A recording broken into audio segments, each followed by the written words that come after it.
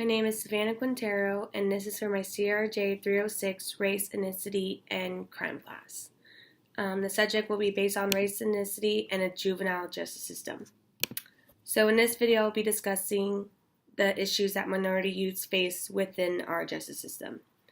Adolescent minorities constitute a much larger fraction of juvenile detention system than they present of the U.S. general population as a whole.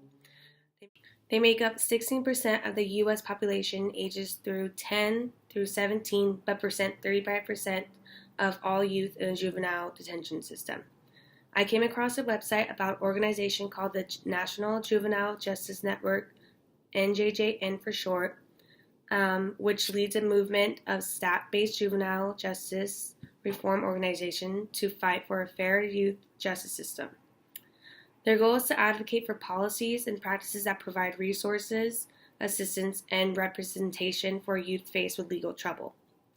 This organization supports and demands for change both locally and nationally. I then came across an article of theirs titled Reducing Racial and Ethnic Disparities in Juvenile Justice System that promises practices. This article recommended instituting a committee made up of community members from all organizations to steer policy change and enact policies that have proven themselves not to keep at risk youth from starting or continuing habits.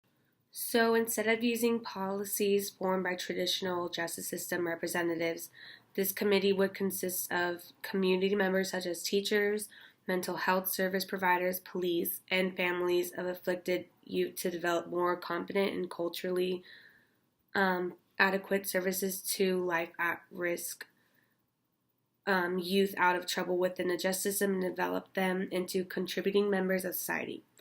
Another recommendation is to collect data regularly and use it to guide decision making.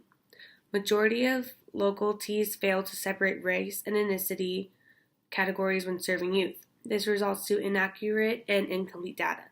This would also prohibit a youth from identifying her race as Black and his or her ethnicity as Hispanic. This can lead to an undercounting of Hispanic youth who choose to report their race but not their ethnicity. This can lead to an undercounting of Hispanic youth who choose to report their race but not their ethnicity.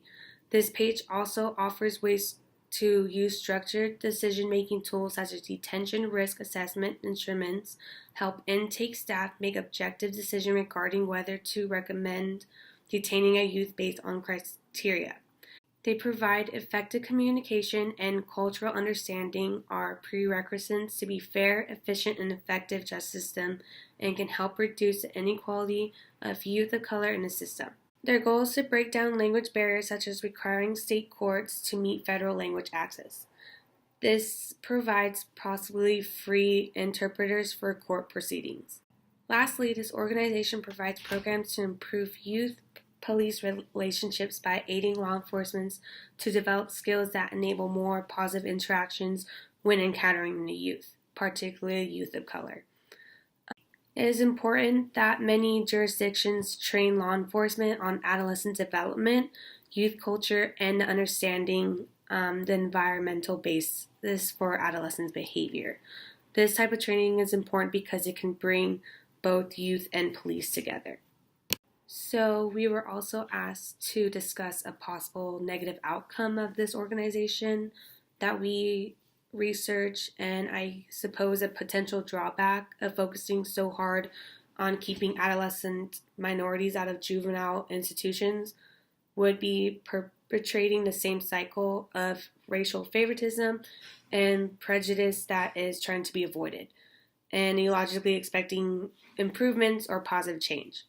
Racism and prejudice is not solved with more division. It is solved when actions are made that unify communities and not focus more intensely on our differences. The issues at hand regarding juvenile statistics would be much more effectively and changed and improved if we started at the core of the issues. This issue is essentially a broken family and lack of mental health awareness issue than it is about skin color. Overall, this organization proposals are not too radical to be realistic. yet they are subtle changes that in the long run will make the difference. I will be providing a link below this video for those who would be interested in getting involved for updates, whether to contribute or even join the organization itself. And I hope this video was very informative.